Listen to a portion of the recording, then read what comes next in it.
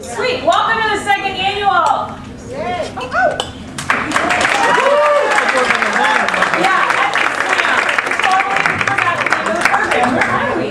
So welcome and thank you for coming. My name is Erin. I'll be your MC for this evening. So, do you want me to do introductions or shall we do the order first? Order first. Order first. So what we're going to do right now is I need one person from each team to come up here, and we are going to draw the order of the teams who answers first, second, third, etc. From the magic hat here that John is holding. So if we can have one member from each team come up, we can determine the order. Go Norm!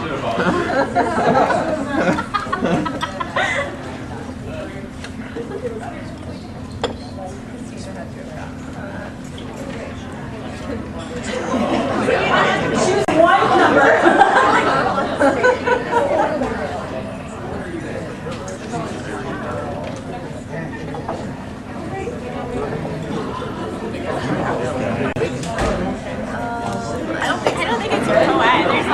All right, so we are going to announce the order of the teams. Who has number one?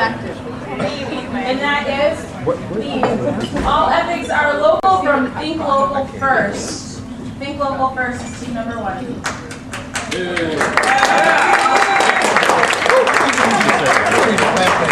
And team number two is the Next Generation Philanthropist. Team number three. The Dispute Resolution Center is team number three. Arbor Hospice, team number four. Green Hill School, team number five. And team number six. Life, Death, and Pickles.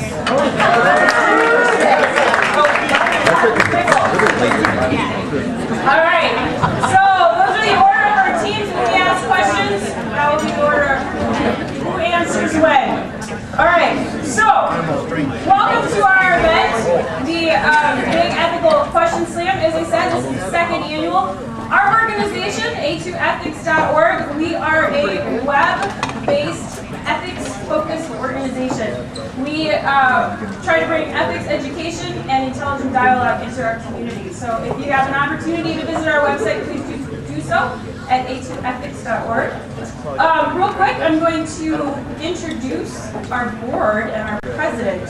So first, I would like to introduce our timekeeper, Martha Bloom, if you want to stand up.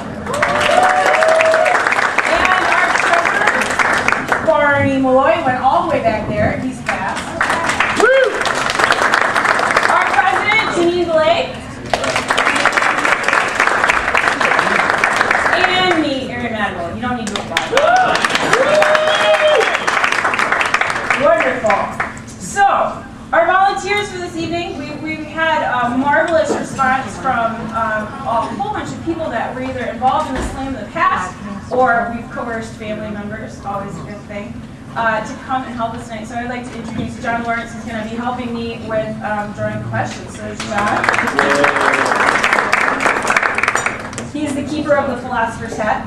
And then also, members of one of last year's team, the Hypoethicals, and they represent the EMU Department of Diversity and Community Involvement. And they are assisting us with tallying audience ranking results. So I'm going to introduce Mary Larkin, who's going to explain the audience participation portion of this evening.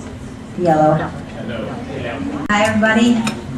So it's true, last year we had a team, the Hypoethicals, and we lost super bad. So this year we decided that maybe we could help assist in making it a little more fun for the audience. And so if you can just stay calm and follow directions for 1 second, because I kind of panic when something's in front of me and I don't know what it looks like. So the first part of this, it says question 1, 2, 3, and 4 is what you need to pay most attention to. The other part over here that has the team name and the total scores will be for later. So all you're going to do, the first question is going to be read, right? And the teams are going to get up and you're going to know who they are. And the team that you think gave the most ethical, awesome answer is going to go in spot number 6. And that's going to equate to points then.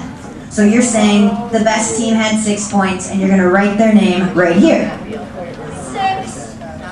And then you're going to go, okay, good, but not as good. Okay, yeah, down to 1. That doesn't mean that you're awful. It just means you weren't the best. So you do that for each question, and then each of those numbers equates for a point. Or 6 points for that matter. So then all we're going to ask you to do is total that for the teams on the other side of the sheet that you see. So it has the team names, AH, CDSSM, DRC, and each question, whatever their points were, you'll add those up and then you'll give them to us. Does that make enough sense? Let me just be ethical for a moment. You might be here supporting a team. I think that's really great, but I think maybe you shouldn't put them down for number 6 every time. Maybe we should listen to answers and be ethical. If you look on the instructions, it's just the opposite of what you said. Tell me what you mean. It says the team with the lowest points. Oh, lowest points wins. That was Joan's fault. Joan's fault right there. Point at her. Sorry, she told me that. So my fault. I thought originally when we had the conversation that we were going 6 best. So can we all agree? Can we all agree that number 1 is the best? Yes. Okay. All in favor? Aye. I don't know what else there is. Okay, so we will go with 1 is best, 6 is not the best, and then we'll total those points. Lowest team wins. Basically, you get to take your team to Cafe Marie in Ann Arbor. The owner, Jeannie Loveland, was kind enough to donate that tonight, and so that will be the winner for the team. Thank you. And thank you to the audience for participating in our audience participation. A couple other introductions real quick. You're going to see some other people doing some stuff around the room. We've got Roger Real of Making Ideas Work, and also Steve Maggio of the Maggio line, who is our photographer. Linda Fitzgerald of Fitzgerald Communications, and Sharon Blushin as well. We're all helping us out this evening. Make sure you take care of your servers tonight. Our servers are Colleen, Brandon, and Dan. If you have ever been to Conor O'Neill's, you know that the service here is pretty excellent, along with the food and the fish and chips. So take care of your servers. They're here to help with anything you need. And also we want to thank Conor O'Neill's and Carolyn, who gave us this room for free in the middle of the restaurant week. So very good. All right, so let's talk about our fabulous judges right up here. So, author, journalist, and frequent contributor to the New York Times Cultural Selections, we have Jennifer Conlon in the middle. Thank you. Washington Community College philosophy and ethics teacher, former Ann Arbor Public School teacher at Community High School, Brian Miller.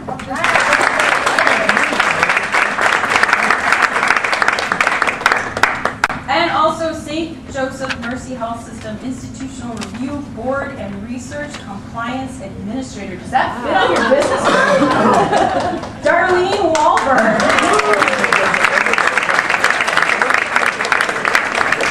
All right, very quickly I'm going to introduce our teams. These 6 tables up here in the front, these are our 6 teams. So the first one, team 1 over here. All ethics are local, think local first team. If you guys want to stand up and do a little fanfare for yourself. Think local first supports and cultivates locally owned independent businesses in our county by providing resource sharing as well as expertise in developing strategies for businesses who are committed to making where we live both healthier and vibrant for all. This is their first slam, so we wish you guys luck. The second team we have Arbor Hospice Ethics. This is their second slam. You guys want to stand up and show yourselves? They were our second place winner last year. They won some fabulous refrigerator magnets, if I remember correctly. Arbor Hospice's healthcare professional staff and volunteers have provided support and dignity to patients with life-limiting illness and comfort to their families prior to death and during bereavement for almost 3 decades. And our next team is Life, Death, and Pickles. You guys want to stand up?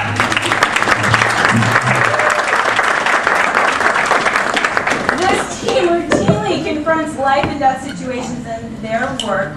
The LDP team includes several members of the emergency medical department as well as the School of LS&A, all of them affiliated faculty members of the Center for Bioethics and Social Sciences in Medicine and Michigan, a research, policy, and education think tank and action tank within the University Medical School.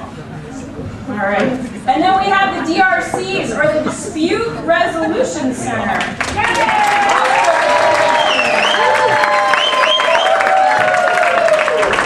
And I think you also have the largest fan section. The DRC has the vital community role of offering dispute resolution services for individuals and groups, as well as training and education for mediators. And we have second place tie last year, which Green Hills School won. And this year the team is coming back to go beyond their refrigerator magnet tie. So Green Hills School, please stand up.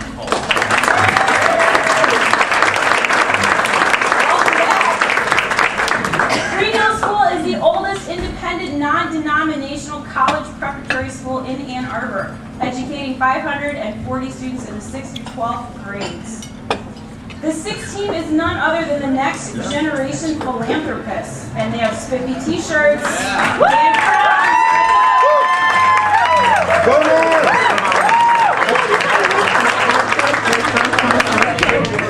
Last year they wore headbands, this year they have tiaras.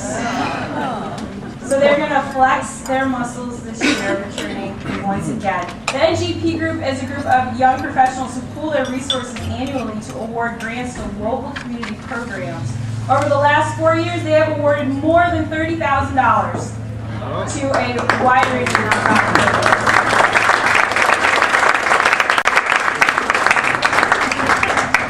And now our fearless timekeeper, Martha, is going to explain the rules of the game. First, there are 7 rules to this game. The first is the rule of order. The team order has already been determined. There will be enough time for 4 rounds of questions, and the object of the competition is to score the highest number of points in responding to the questions across all rounds. 2, the rule of democracy. Each question has been submitted by the public through the A2 Ethics website. The rule of the hat. Questions will be selected from the hat. So you won't be bored, each team will receive a different question in each round. The rule of 2. Each team gets 2 minutes to confer and plan their answer, and 2 minutes for their spokesperson to make their response. Now, I am also the timekeeper, so when I stand up from my seat here, I'll start when you start talking, and when I stand up, that means that you're finished, okay? If you don't finish when I stand up, you will hear that loud, screeching whistle, okay? Number 5 is the rule of law. The judges will take 30 seconds to score and make comment on the responses for 1 minute. So that could also be called the rule of a minute and a half. The perfect score for each question is 25 points based on 5 criteria, from substance to originality. Judges' scores, however, will not be announced until the end of the slam. Number 6, the rule of the crowd, and you've already heard the whole explanation about how the crowd will be able to vote and help to propel their team to victory. Number 7 is the rule of ethics. At the end of all rounds, the scores for each team's responses will be totaled and the grand prize winner will be announced. The grand prize winner receives $600 and the philosopher's hat for a year. Second place team, those infamous refrigerator magnets. That's it. Thank you and have fun. Thank you, Martha. And really, based on last year, you don't mess with the timekeeper, just so you know. So, shall we start our competition? John, bring out the philosopher's hat. Oh, great. Slight amendment to the rules. It was just pointed out by one of the judges that I should stand up when you have 10 seconds, not when you're absolutely drop dead finished, okay? So I will stand up. If I can do the math, I'll try my best to do it at about 10 seconds, okay? Thanks, Martha. Now bring on 10. All right, who's our first team? You have an 8, right? Think local first. Think local first. Your question is, can you give some examples of someone who has acted with dignity? Your prep time starts.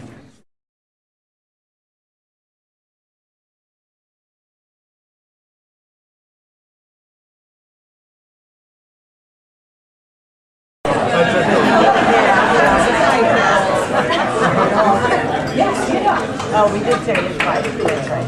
Okay, so our team thought that Frederick Willem de Klerk was a really good example of this because when he started out, he believed in, first, he ended up being the president of South Africa, and when he started out, he believed in segregation, and he changed his mind, and basically what he ended up doing was he dismantled the evil that South Africa was doing at that time with segregation between black and white communities, and he pointed out the shortfalls of that system, and he eventually freed Nelson Mandela, who we're all familiar with, and eventually what he did was he worked hard to change the constitution in South Africa so that one voice equaled one vote. And the other, I just want to also add that we struggled with dignity versus courage, because there's a very big difference between courage and dignity. Courage would be like the Tiananmen Square guy who came out the tank man. And we thought that F. William de Klerk met the criteria for dignity.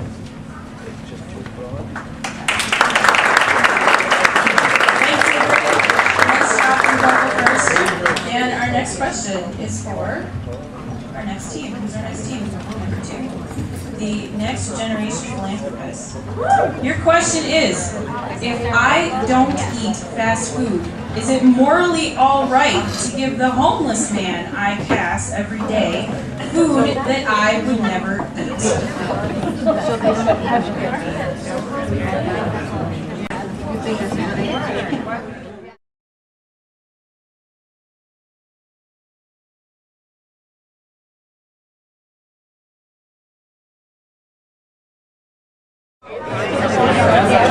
And Martha is standing, so we got 10 seconds left. Yeah, I went over there.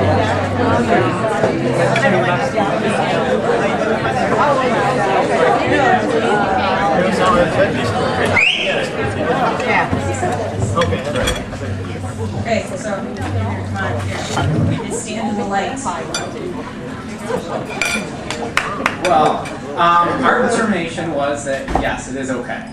It makes it all right as long as you are providing well-being, good, healthy food to somebody. Your opinions don't necessarily matter to that extent. If they choose to eat it after you give it to them, and you're providing nourishment and well-being, it's definitely helpful. So if you have someone that's starving, they need food. And just like someone may be a vegetarian and not eat meat, but that doesn't mean that others do. And obviously the food meets health standards, and it's available. Plenty of people out there eat it, so it's got to be okay. I mean, people aren't dying from eating it, so if it's a matter of life and death, it really, I would think that picking the option of life is better than death to help out somebody. So. Thank you.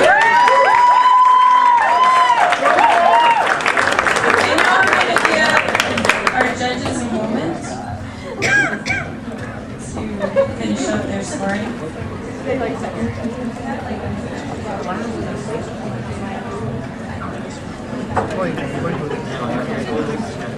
So, quick reminder on the scoring. When it comes to audience participation, the lowest score is what we're shooting for. And on the judges, we're looking for the highest score.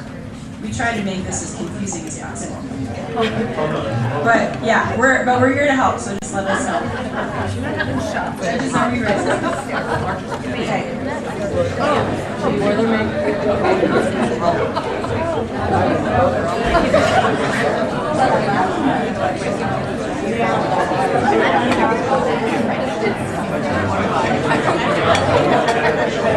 All right, I'm going to comment very briefly on Think Local First. Their question was to talk about someone who has acted with dignity. They made an interesting distinction between dignity and courage. However, I would have liked to see them develop that definition further. Just because something is not something else doesn't necessarily tell us what that thing is. So, in any group, when you're talking about these kinds of terms, whether it be honorable, whether it be right, wrong, ethical, anything like this, and here's the word dignity that needs clarification, I think that would help. We like the fact that you gave many examples of how this person acted in a dignified way.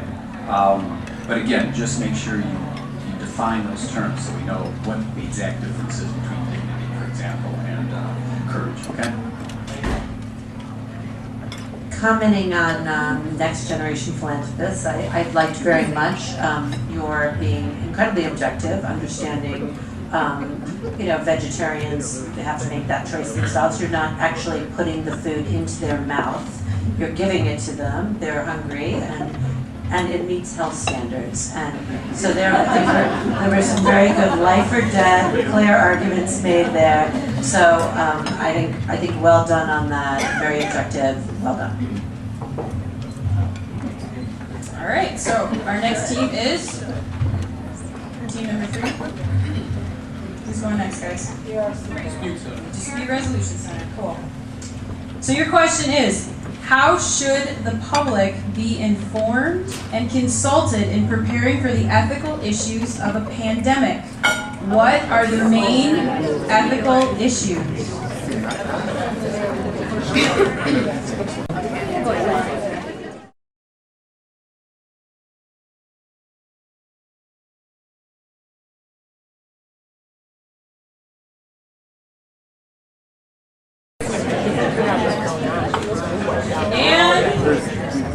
They're going to be overachievers and give their answer before their time is up. So here we have the Dispute Resolution Center. This is a real difficult question in as much as a pandemic would impact all of us. Some would say that we would keep information from everyone not to control chaos and panic in the streets. But I guess I would argue that we would need a sense of transparency. Transparency of information so that people are as informed as absolutely possible, so they have contingency plans, they would understand the limitations of available drugs, they'd be able to, in fact, isolate infected populations, understand the fact that some drugs would in fact be limited, and different parts of the community might not be able to get them. At the same time, it's really important that transparency builds confidence and builds trust. We really need to know that there are a clear set of contingency plans, and that our leaders are doing what's in the best interest of all of us, that is fair, and that most of us will be impacted in a positive way. And in the same regard, we all need to go home tonight and watch Contagion, Outbreak, or the drama straight.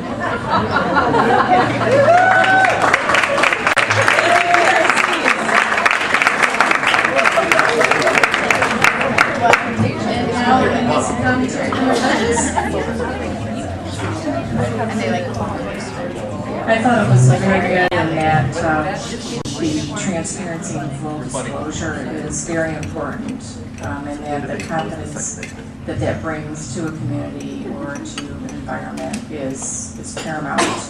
I guess I would have liked to have seen more on a comment on what is fair. When you talked about what is, everything should be done, as per fair. And I'm like, well, okay, a little bit more information on what would be fair. What is fair in a situation like that? Well, just looking at, do you allow our old people maybe taken out of that equation at some point if you're sick, or are younger people given priority? I think it's good to address some of the ethical specifics that are really difficult in these situations. Thank you, judges. And our next question. Next team, raise your hand, please. And we have Arbor Hospice. I am desperate to find a job. Every prospective employer tells me I am overqualified. Should I fail to include my doctorate in my applications, given that applications include a sentence requiring me to attest to the truthfulness of the information I have supplied?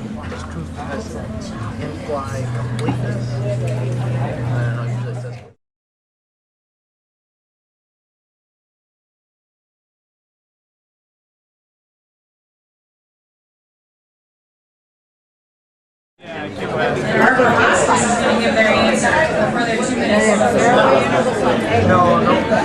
All right, here we go. Well, I think it's absolutely important to be honest about who you are. Now, you can be creative in how you do your resume. I mean, your PhD can be very small, like maybe 6 points. And your enjoyment, your hobbies can be a larger font. For instance, let me give you an example. Let's say I have a PhD in social work, which I didn't achieve, but would be nice to have. But I have spent the many years that I have spent working in a career related to social work, part of those holding administrative positions. I came to a point in my life, which I have come to, where I have realized that frontline work gives more meaning to what I do at this point in my life than what my PhD position could garner in the public workplace. I would then say in my interview, you may notice I have a PhD. However, at this point in my time, I have done a lot of soul searching about what my gifts and talents are, and I would like to apply for your position here at camp, working with young kids who are going through life transitions, who are struggling with who they are, because I feel I can bring the practical experience at your $9.50 an hour wage, then at that other wage that those of you who may have PhDs know goes beyond that hourly rate. So I really feel it's important to be transparent and be honest about why you are seeking this position, what meaning you have in your years of experience that you are bringing to what somebody thinks is a position for which you're overqualified. Speak from your heart. Be sincere, be honest, be truth-telling, and perhaps you'll get that job.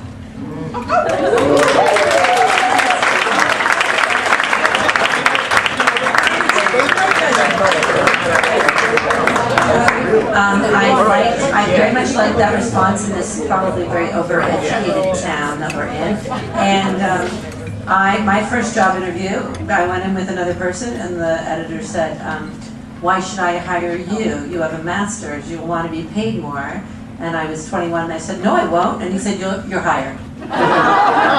So he completely tricked me, but your answer is fabulous because it's telling the truth, but also addressing, I think, immediately, you're willing to work for less. You see the value in a job at this point that would introduce you to other skills. So I think you really did look at those ethical questions involved in telling the truth, but also addressing what the issue would be of not getting the job if you're overqualified and trying to get around that. Just very quickly. I thought it was articulated very well. Delivery was great. The humor was interesting. I would be careful, though, that you don't stress the humor too much, because I think when you said that, no, you definitely should not lie, I think that carries the weight of your argument when you're that emphatic about it. And then when you mentioned, well, just put it in smaller font, you know, while it was funny, I don't think it would look good in print, because we wouldn't catch the humor necessarily. We might take you seriously. So just be careful when using humor in these ethical discussions. All right, thank you, judges. And we're on team 5. Who's team 5? Green Nose. And Green Nose, your question is, Should we be prevented from having more than one identity other than our legal identity when we go online? Couldn't go online. Well, you could.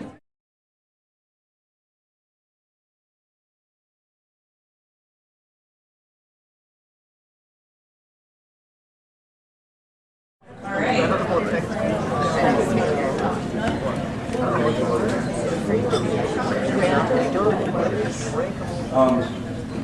First of all, let me say how pleased my colleagues and I are to be here in this room full of people who are interested in talking about ethics. It's really nice to know that we're willing to light a candle rather than curse the darkness here, although I will confess I was cursing the darkness on the way over, thinking about the political discourse that's been going on recently.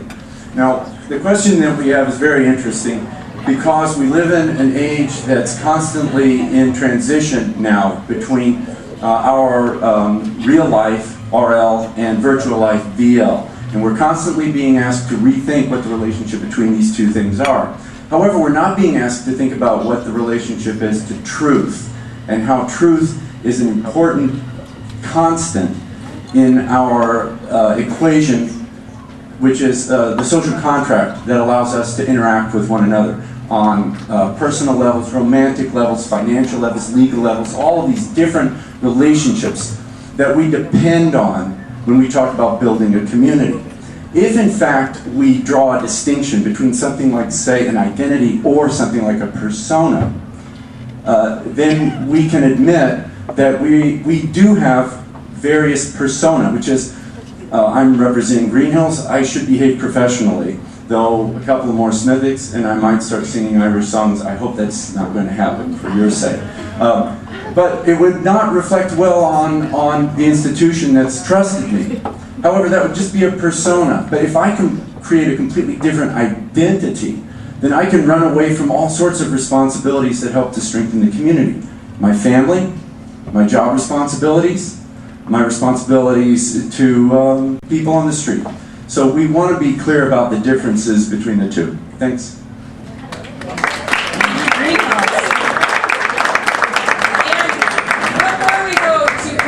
From our judges, just a quick little commercial here. We have some fabulous literature from our various teams. So if you would like to pick this up at any point in time, on your way to the bathroom, on your way home, whenever, come stop up here and you can grab this and find out more information about our teams here this evening. So, commentary from our judges.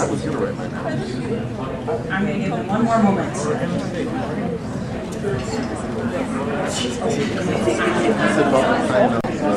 And Martha's timing you.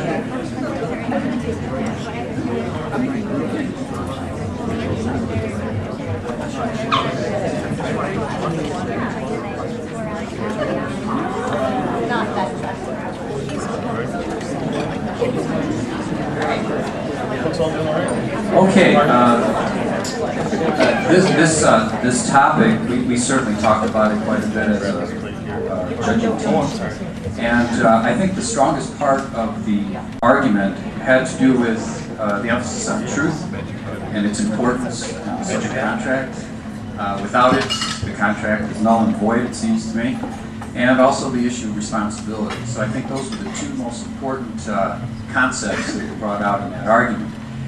I think the argument kind of varied a little bit off the topic somewhat in times. I would have liked to have seen maybe more of a focus and maybe specifics. Where do we see this on the internet, whether it's Facebook, dating services or whatever it may be, or posting things, blogs without your name on it and such. So I would have liked to see maybe a little bit more detail on how we see this on the internet. I agree on that, though I have to be ethical and say I went to Green Hills. So. I think that it was great, the community and the fact that he brought up legal, financial, romantic, all the places this tends to come through. But yeah, maybe more specifics on the actual internet. Thank you, judges. And team number 6, and this is the last team for this round, is Life, Death, and Pickles. Thank you for writing a big number 6 on your team sign. And your question is, What is the ethical impact of corporations being regarded as people? All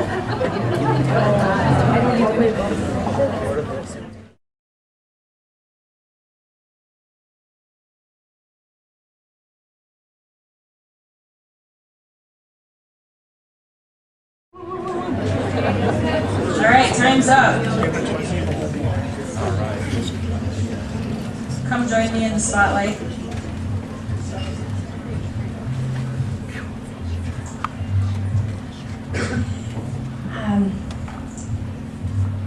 I think from our team's perspective, we found this a challenging question given some of the recent pieces of information and points of view that are in the public eye with Congress evaluating whether or not a corporation should be regarded as people or as a person.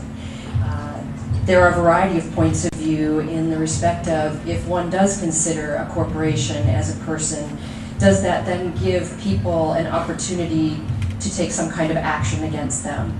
If there were a legal action, to be able to take on the corporation versus the individuals within the corporation.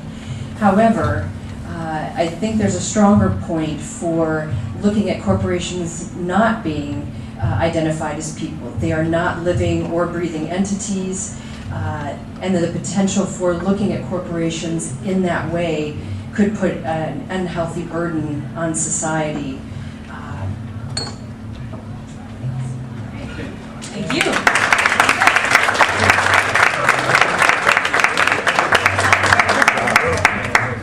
Commentary from our judges. You don't have to. Okay. Well, I do agree. I think it was a difficult question. I'm trying to think of all the, I don't know, different things that go through my mind. Corporations versus people, and I guess I would have, you said it would be an unhealthy burden to society, and I guess if we just expanded on that a little bit, you know, some examples of what that would entail might have just helped us along thinking down that path. No, just looking at when you look at the super PACs now and how that's affecting campaigns and how the corporations are not, if corporations are people, then we need to look at, you know, should they be taxed the way people are taxed? And there's some pretty big issues out there right now that are, you know, in the news every day. So maybe a bit more on that would have been helpful. Okay, thank you, judges, and congratulations, teams. You made it through round one. Nice job. And so our first team, all ethics are local, think local first, and your question?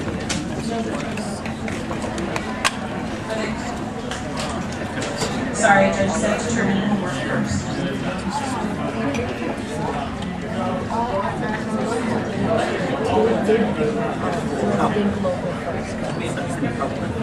Okay, so think local first. Your question is,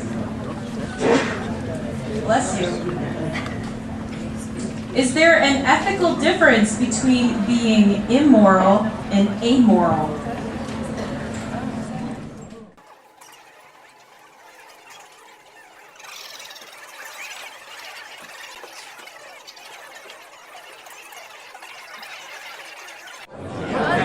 That's what I thought. I just wanted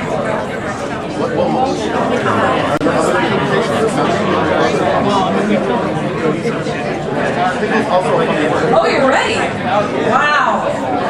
All right, so what was that? A minute? That was a minute. So think local first, and you give their answer now after only a minute of deliberation. My initial thought after reading that question was, is it better to try to talk to someone who can't speak your language or someone who won't speak it? And I think it's meaningful because the distinction is significant. Immoral is a pretty subjective judgment, immoral versus moral. But amoral is an objective judgment. If a person is immoral, you have to make that judgment based on a perception of what morals there are. But if a person is amoral, that simply means without. It means that they're sort of outside of that whole spectrum of consideration. So I think it's a a significant difference. And as far as the application to ethics, well, I think for most people, ethics are sort of behaviors guided by the morals that we hold. So if a person has no morals per se, then we have to look at them and say, is this person's behavior guided by any particular principle or philosophy, or is it just essentially whatever they feel like at the particular moment? So I think that really is fundamentally what the ethical difference is between immoral and amoral.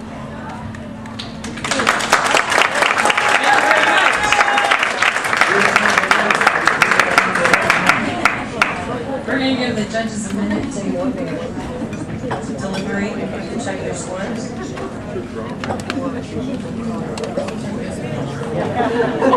Okay. Think local. First of all, this question is interesting because it's really a question of fact. There is a distinction between amoral and immoral, and I think you did a good job in defining how they're different. I kind of liked your creativity in having the analogy early on about language. Some speak it, some don't, and so there's that kind of difference as well. Probably what would really rock solid solidify your argument is if you maybe talked about people, how they behave if they're amoral, excuse me. You made the definitions clear, and maybe, what does that look like in the real world when someone is amoral? They may do good, they may do wrong, but what is the nature of their thinking? How do they perceive themselves in vis-a-vis society? That would have been very helpful too. But very good argument.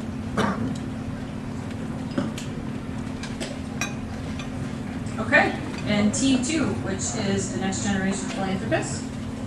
Your question is, does buying green make me a better person? You have 2 minutes.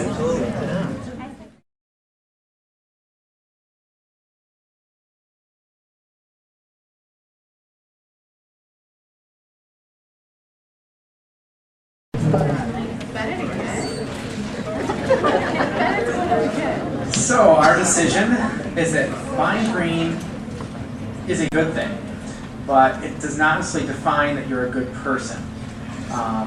Just as not buying green doesn't make you a bad person. Different people have different means, different things available to them, and not everyone can buy green things, and it depends on everyone's circumstances.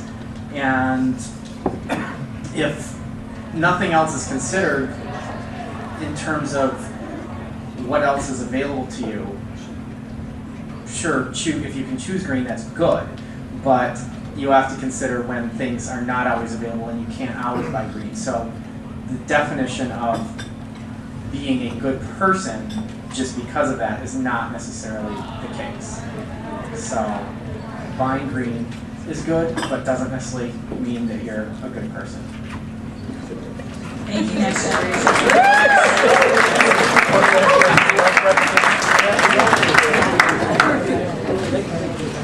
Okay, next generation. I like the fact that you brought up that this is a class issue on many levels because it is more expensive often to buy green. But there's also, there are ethical issues around green products, which I think are interesting too. There are a lot of products that pretend to be green that aren't. And you actually, if you even have the means to consume green, need to look closely at labeling and where things are coming from because it has become a promotional branding, marketing way of doing things as well. So there is another ethical issue with green, and buying green isn't always actually ethical. But beyond that, yes, very well spoken.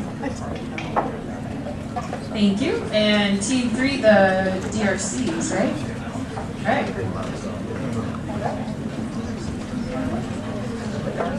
Suppose you are working for a public relations firm that has been hired to deal with a former coach charged with sexual abuse of children. What are some of the ethical issues that you face?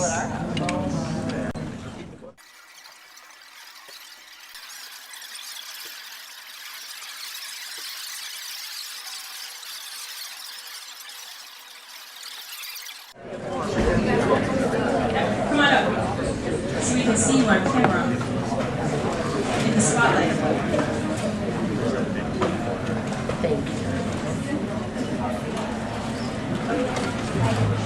So, what are the ethical issues that I face? Can I be objective with the client? Can I separate the act from the person? Can I determine a rational or cause and make the public aware of extenuating circumstances? Should I recuse myself from the case or quit if I can't address the above? So for this question, I think what really we settled on is can I really put my own beliefs and thoughts aside and do my job effectively? And what doing my job effectively may mean is, can I do what I'm paid for?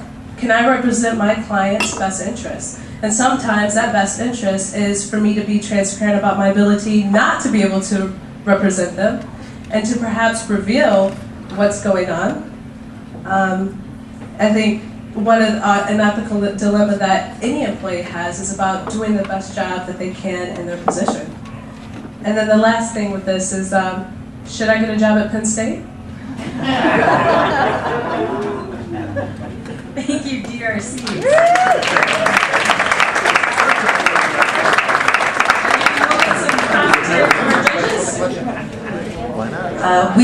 We are completely in agreement with you. We were discussing this before, and basically, if you're a public relations firm, you are not legally representing. You are not like a public defender who has to take on this job. In fact, you could hurt your other clients in the firm by taking on a client that really you didn't believe in and hurt your business overall.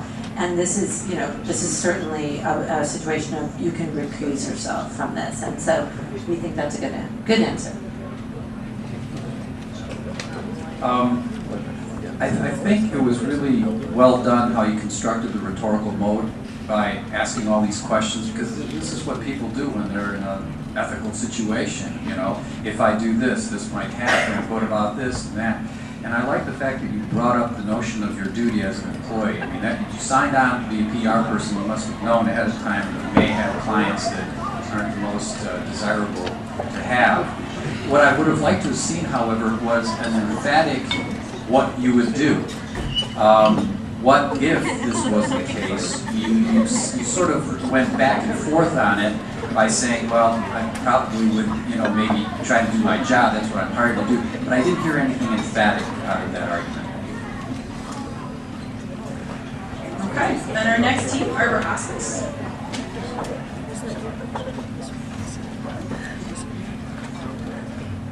Describe the ethics of a military that is planning to use robots rather than humans in battle.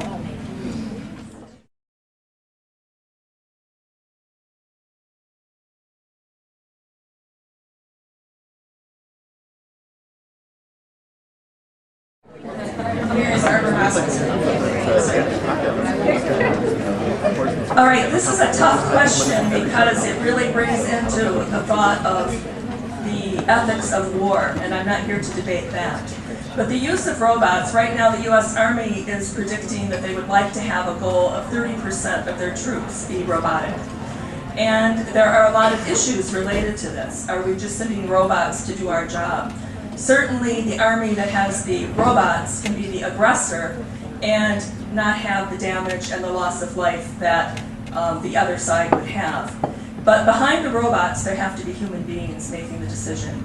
And the important ethical part of this is that the paradigms for the decision making have to be well thought out. It's not just sending a drone to bomb innocent individuals. But if we are going to go to war, if there is an aggression, the robots have to have humans behind them, and the decision making has to be well thought out so that there is the transparency of what they're doing, that we're not just out to take over the world because we have the better toys and we have the bigger equipment to do so. All right, thank you very much. We have commentary from judges.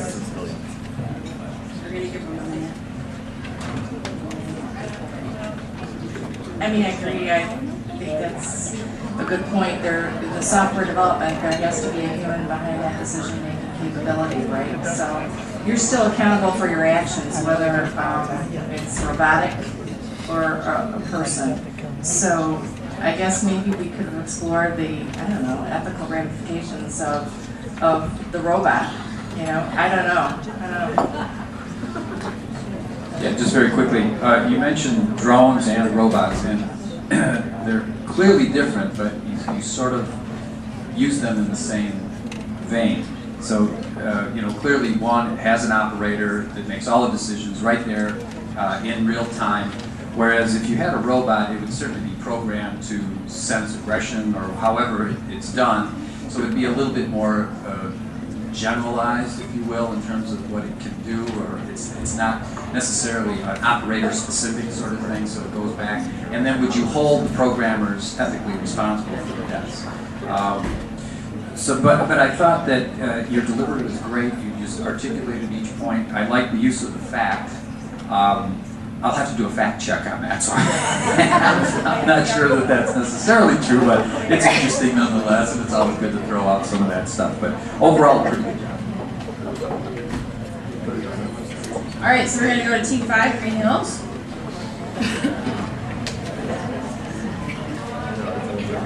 If a college names a building after a former CEO who is convicted of a serious felony and goes to prison, should the building be renamed?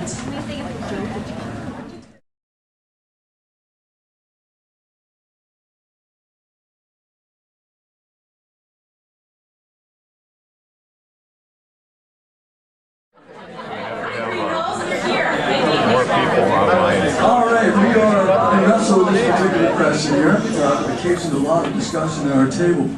We feel that it's a sort of a two-way street when an institution accepts money from somebody.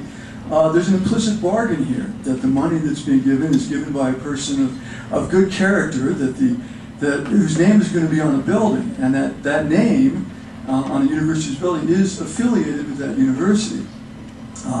So in the event of a felony conviction, as students walk by this building in the future and somebody's name is up on the building, it seems to imply that the university is okay with what's happened by keeping this name up on the building.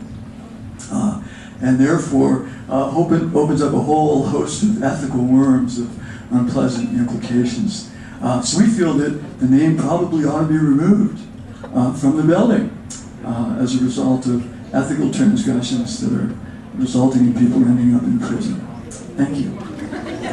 Thank you, Green Hills.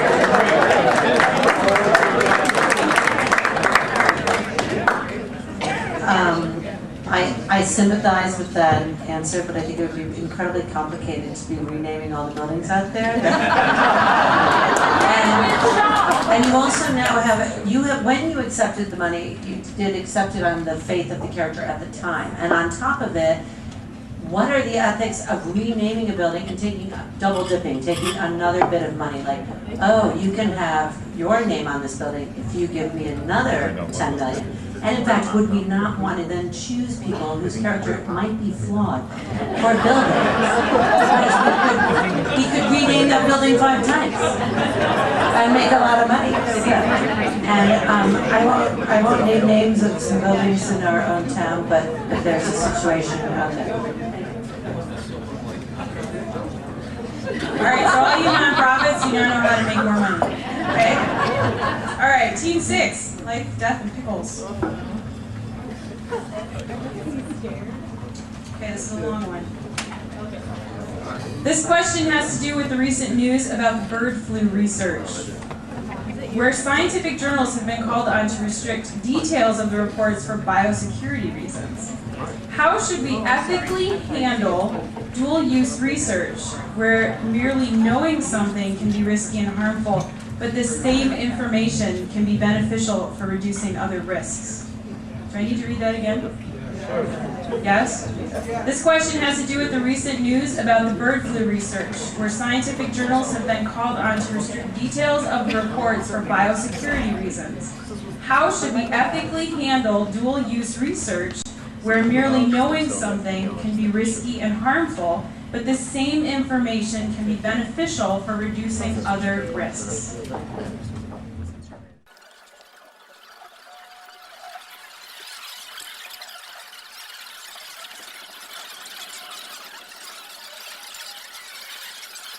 And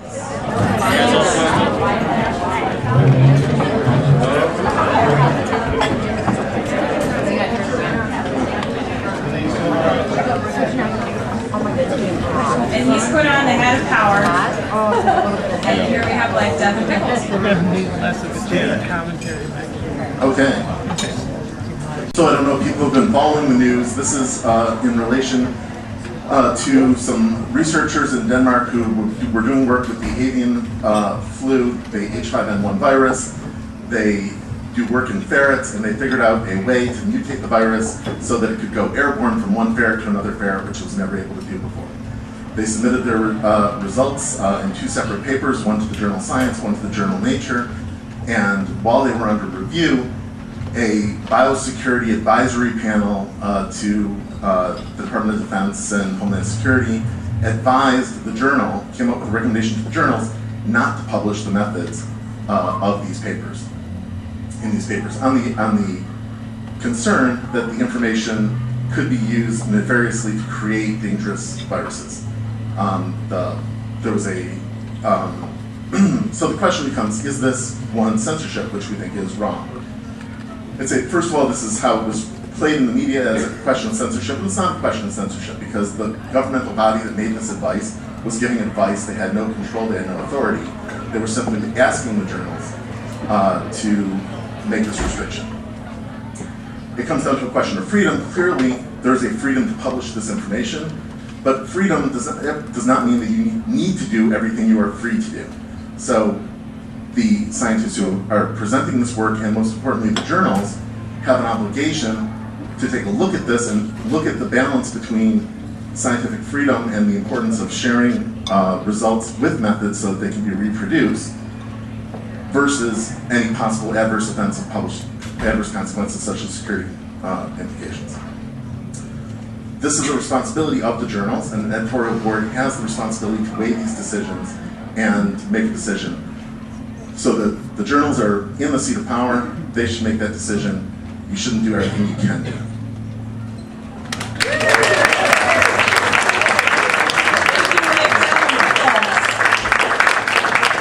And that was the end of round 2. Congratulations, 2 rounds down. Another brief intro here.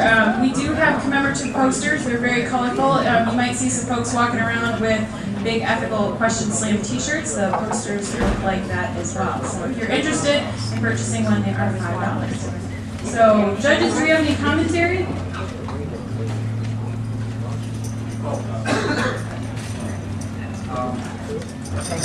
I really liked the fact that there was a backstory to this. It kind of helped give it a context. However, part of the question had to do with the information gotten from this research could be beneficial for reducing some other risks. That side of it wasn't really brought out that much. And to be honest with you, I'm not sure what positives could come out of it unless it was, if in fact someone else created this potential, that we would, through this research, we'd be able to combat it. So I wish you would have maybe gone along those lines a little bit and talked about that. All right, so we're going to come back to Team 1. I'm going to let the judges finish their tally for the end of this round. Please remember your servers, Colleen, Brandon, and Dan. They're out and about and around, so if you need anything, let them know.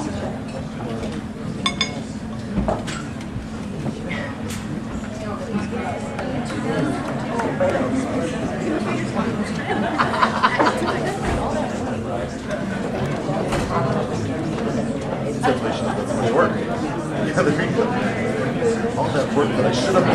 All that work that I should have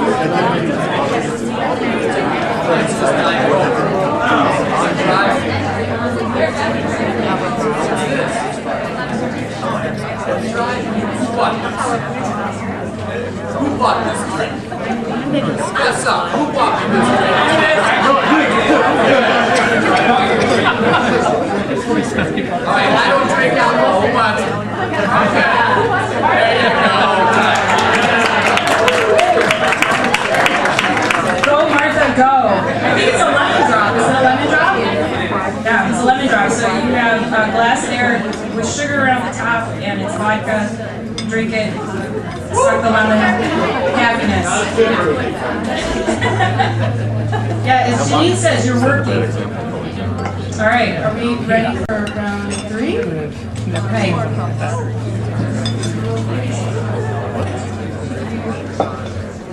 Okay, we have a decision point here. It is 9:25, so it's taking us about a half an hour to get through a round. So the question is whether you want to end at round 3 at 10 p.m. or go to round 4. So what's the choice? All in favor? Wait. Okay, for round 3. rounds, raise your hand. Great. Put your hands down, please. Everybody for 4. All right, 3 wins. We're staying for 4 rounds.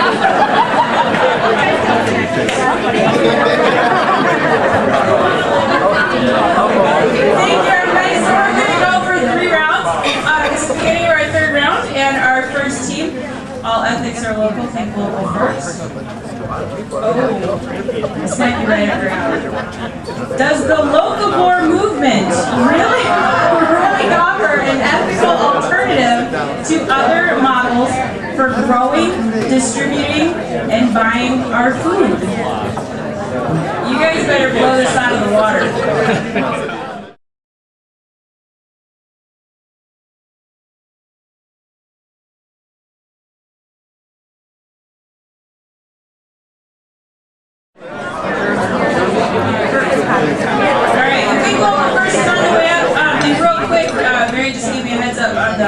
For the audience participation, you want to make sure that you transfer your rankings so that, like to the back of your sheet, so that they can be taken to the back and tally quickly. So you want to make sure you're tallying all of your scores, okay?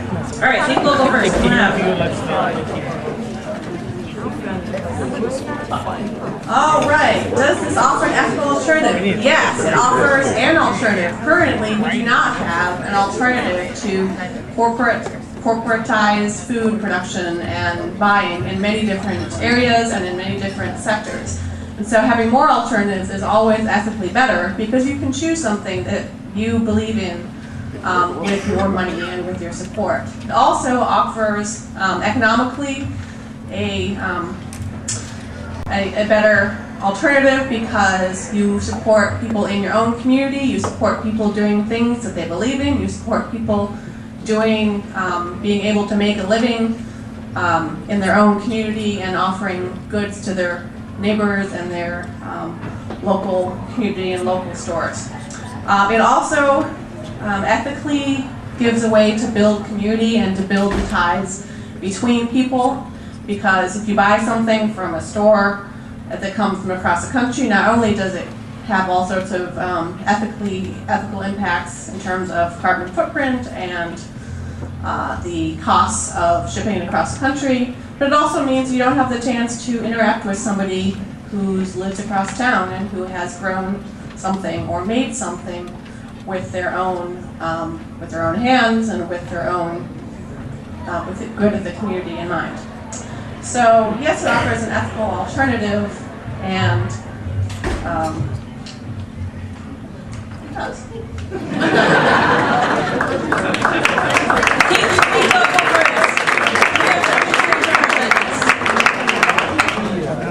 Okay, we're very happy that Think Local first got that question.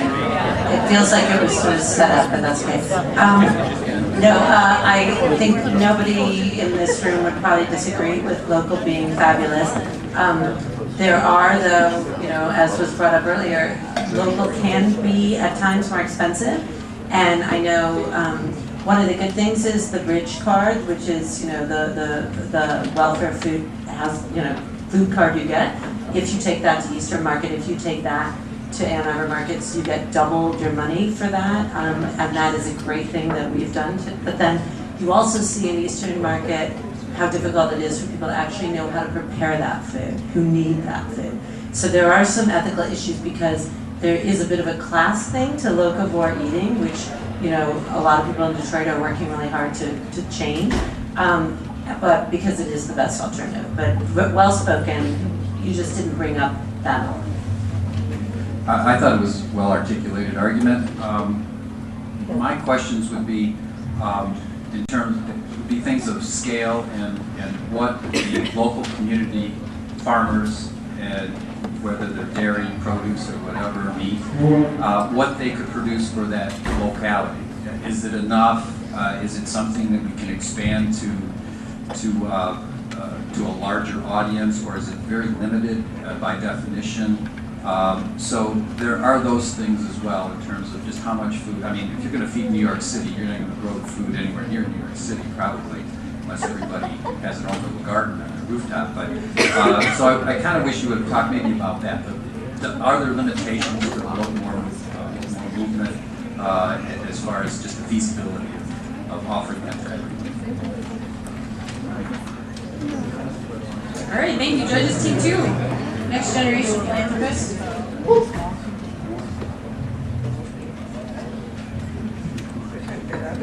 What should we owe our returning veterans?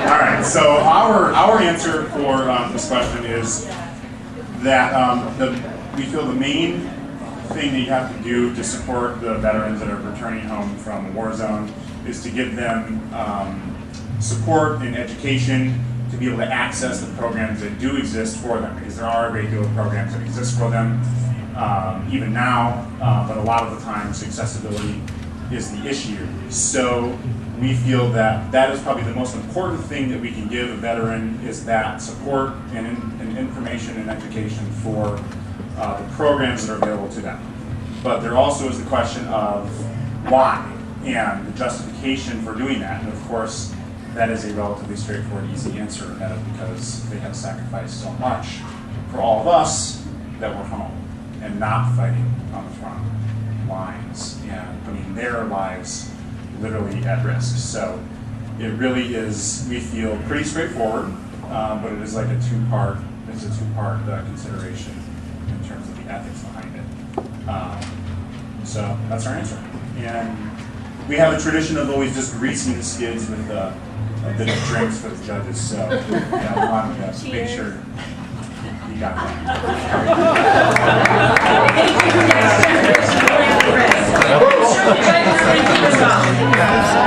Barely did. Do we have commentary on this?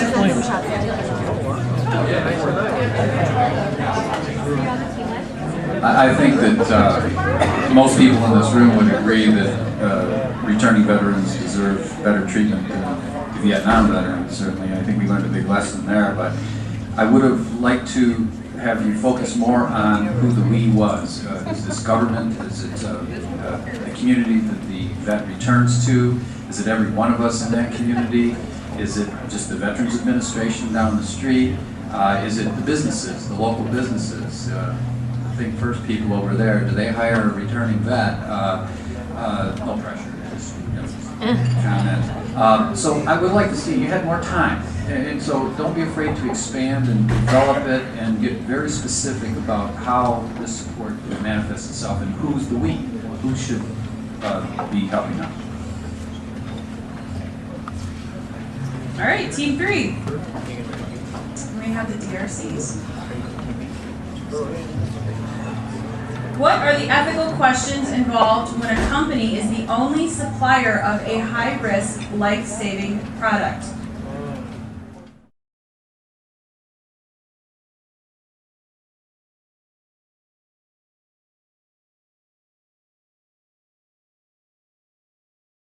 And it looks like the DRCs are ready.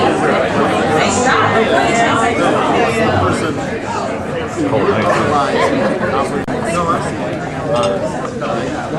Good evening. should keep you honest. That's There seem to be three issues for us that we would focus on: pricing, supply, and disclosure. In the pricing issue, if you're the sole supplier for a life-saving product, how do you price the product in an ethical way so that you're not gouging but recovering your fair return, considering investment in products that you may have been high risk in the past that you've lost on, but in this case you have a success. With the pricing, though, comes a responsibility to ask the question, what about the indigent? And how do you price to the indigent population, or the population that can't pay for it? What provisions can you make for that? Among those provisions certainly would be to donate the product, but if you donate that, you're incurring costs that presumably you're going to recover from some other customers. And should it be fair then to have customers pay essentially twice for the life-saving product? Or do you look perhaps to the government? Do we as taxpayers wish to assume that responsibility? With respect to supply, what happens if the company goes out of business? Is the company ever allowed to go out of business? What happens to the intellectual property that gave you this position? Can it be transferred to some other entity to take advantage of, particularly if there are people whose lives, as stated in the question, depend on it? Finally, in the disclosure area, what we don't know from the question is, how does it improve, how does it save the life? What is the quality of life that results from the life having been saved? So there is an obligation for full disclosure. It may be possible that the quality of life that ensues from this product is not the quality that one would wish to take advantage of. It's important to remember, the life you pay to save may be your own. Thank you, dear Steve.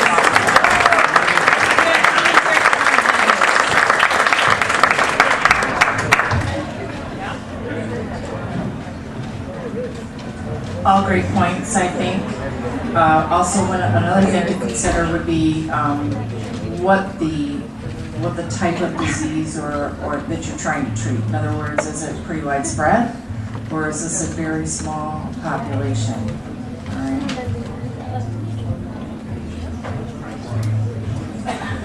I like the fact that you got right out in front of your argument. You listed the three sort of variables or concerns: pricing, supply, and disclosure. I would have liked to see, I know you were running out of time, I would like to see you talk a little bit more about the disclosure. I wasn't sure exactly what you were getting at there. I know you mentioned that the company should disclose exactly what the product does. I would think the FDA would make them do that anyway, so I wasn't sure. I was thinking, when you mentioned disclosure, I was thinking maybe you were going to go a different line of attack on that one, so I didn't quite get that one. But I thought the argument itself was very clear, very organized, and you looked at many of the issues that surround this. Thank you, judges. And we are on team 4. Okay, Arbor Hospice. Is it right to base the punishment of adolescents for crimes on the findings of neuroscience, such as the use of brain scans demonstrating their brains are less mature? Do we have a responsibility to use the findings of neuroscience to reform punishments? Would anybody like me to read that again? There are a lot of big words. I'm going to read that one more time. Is it right to base the punishment of adolescents for crimes on the findings of neuroscience, such as the use of brain scans demonstrating their brains are less mature? Do we have a responsibility to use the findings of neuroscience to reform punishments? Good luck.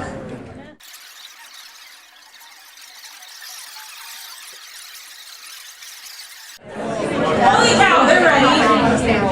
How many seconds is that? Okay, 53 seconds for Arbor Hospice to come up with their answer. Here we go. I'm not ready. I believe that neuroscience has supported that the brains of adolescents develop at a different rate than adults. And I believe we have research, I don't have an article, but research from my days in social work that indicates that adolescence in our Western culture is more prolonged than in other cultures. Because of that, I think we have a duty to use neuroscience to enhance punishments for adolescents. I believe some of the research indicates that adolescents are less capable of understanding the full ramifications of their decisions made during adolescence, but they're also more capable of benefiting from, let's say, rehabilitation rather than punishment. Yes, I don't think we can ignore that. It's interesting in our society that we have set these ages for adolescence. 16, we can drive. 18, we can go into the military. 21, we can drink. I believe for some purposes, we need to revisit some of those things based on neuroscience. When is a child mature enough to go to war? When is a child mature enough to drive a car? When is a child mature enough to vote? All of those, I think, can be enhanced, as well as the decision with punishment by the use of neuroscience. And I think we do our population and our culture a disservice if we don't use the sciences that do exist to enhance decision making. And we do a disservice to a population that could benefit from rehabilitation probably more than at any other time when they are adolescents. And how are you?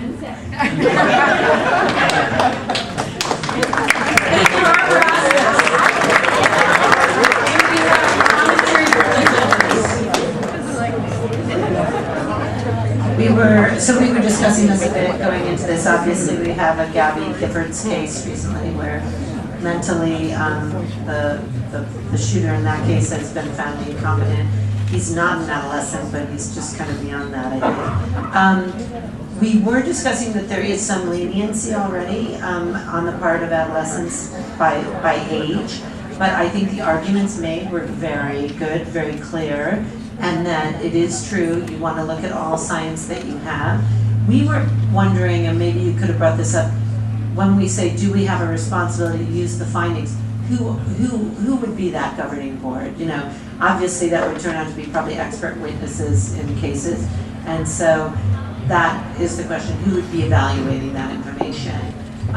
But if we all believe science is pretty factual, then yes. All right, so we're gonna go to Team 5, which is Green Hills.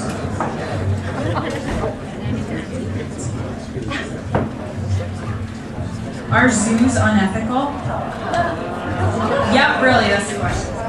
Are zoos?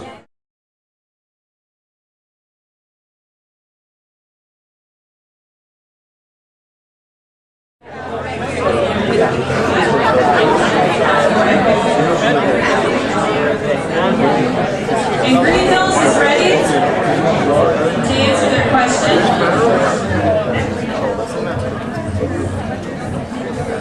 All right, my colleagues and I feel that the question is actually not so much about zoos, but about a different kind of question, which has to do with species and what Peter Singer might call speciesism. Does one species have the right to benignly, paternalistically decide what's best for another species? And so you could look at zoos as being a kind of benign captivity, if you want to, or you can look at it as an opportunity to pragmatically educate so that you can create other opportunities both for people to learn, but also for conservation and preservation.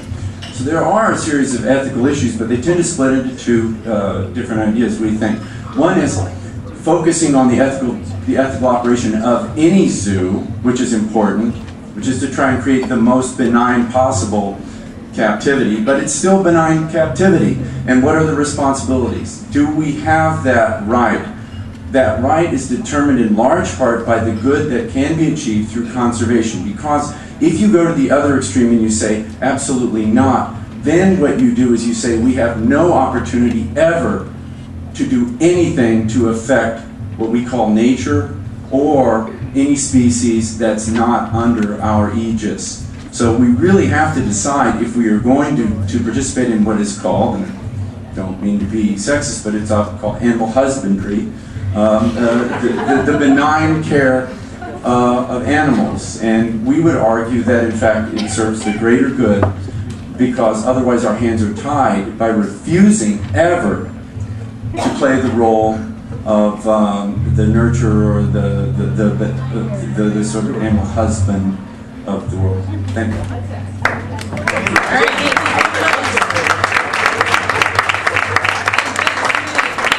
And give all of you guys just a heads up about audience participation. Hey, Mary, can you stand up? Mary, can you stand up? So, you've met Mary before, and she explained the rules about audience participation. So, when we're done with round 3, if we could have each table select one person to take their audience participation scorecards back to Mary. You guys without a table, talk amongst yourselves. That's Mary over there. Okay. So, judge commentary. I thought it was pretty good. I liked all the points made. I don't have pretty criticisms at all. I give you a point just for mentioning the singer. One thing I don't think that was looked at. You talked about the the conservation, preservation of species and whatnot, and then you mentioned this benign captivity. But I would think there's even yet a deeper negative that one could talk about too. Some of the forcible ways in which animals are captured. Perhaps you could have looked at some of those kinds of really truly negative and unethical kinds of practices. So the benign captivity to me was just sort of no harm is coming, no good is coming necessarily, they're just being held captive. So I would have liked to have seen something a little stronger in the negative. Okay, thank you, judges. And our last question of this round for Team 6, life, death, and wills. What is an act in business that you regard as one that goes above and beyond your obligations as a business? What is an act in business that you regard as one that goes above and beyond your obligations as a business?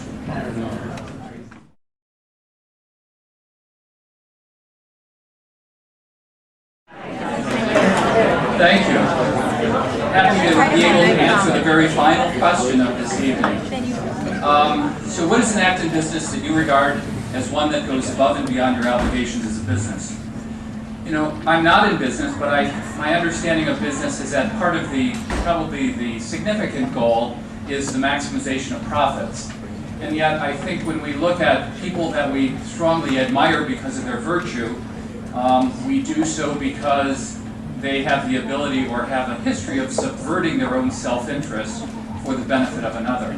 And so I would think that a business that would engage in that particular type of activity in a very unadvertised and unpromotional way would probably be a business that probably should be held above the rest.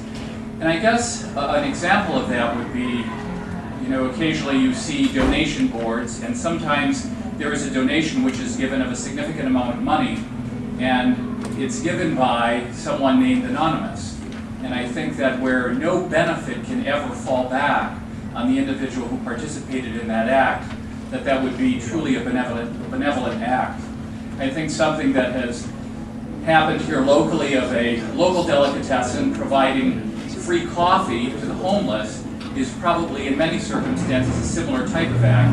It's a group of individuals that will receive a benefit from that act, but by the same token cannot marginally improve the profits of that organization. Thank you.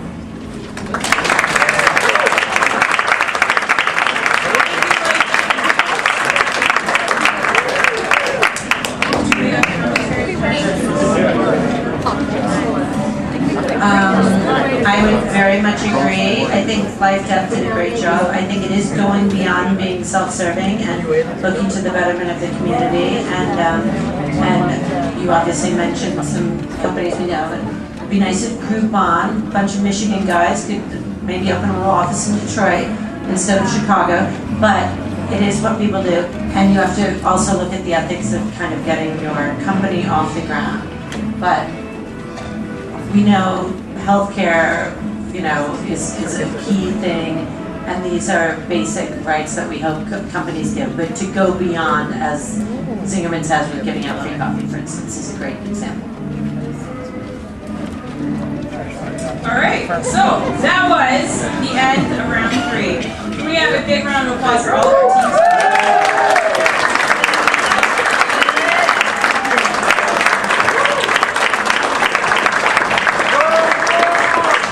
So we're going to take a short break, and we are going to tally our audience participation and also our judges' scores. We're going to see who gets to take home the philosopher's hat and also $600. And don't forget the smoothie refrigerator magnets.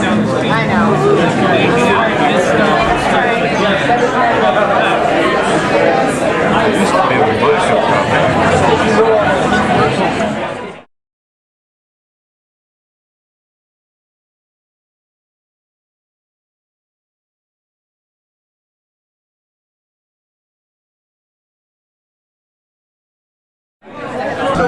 So Mary's up here. Do you want to announce the winner of our People's Choice?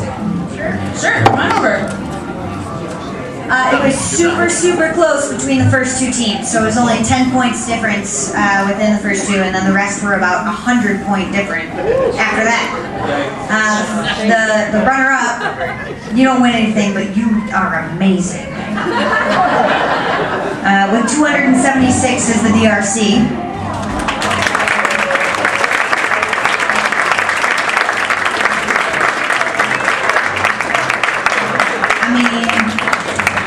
I'm sure somebody will buy you brunch if you want to go. You should just ask. And then the winners from the audience at 266 was Ann Arbor Hospice.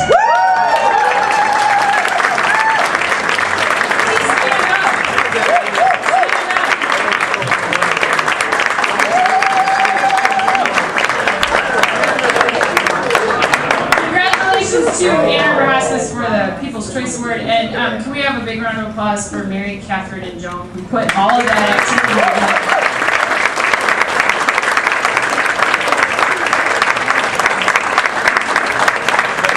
Lots of copying, lots of pencil gathering, and some pretty fast math. Nice job. So do we have our results? May I have them? All right, I'm sorry. Talk amongst yourselves for a second.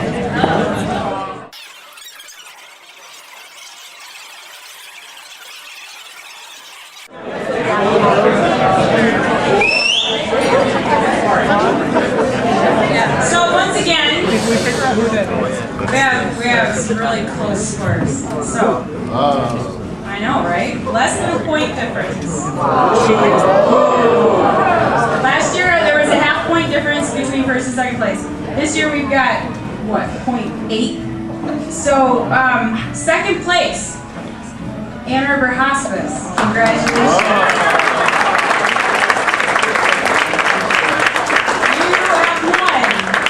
A set of Emmanuel Kant refrigerator magnets. And our grand prize winner of $600 is the dispute resolution.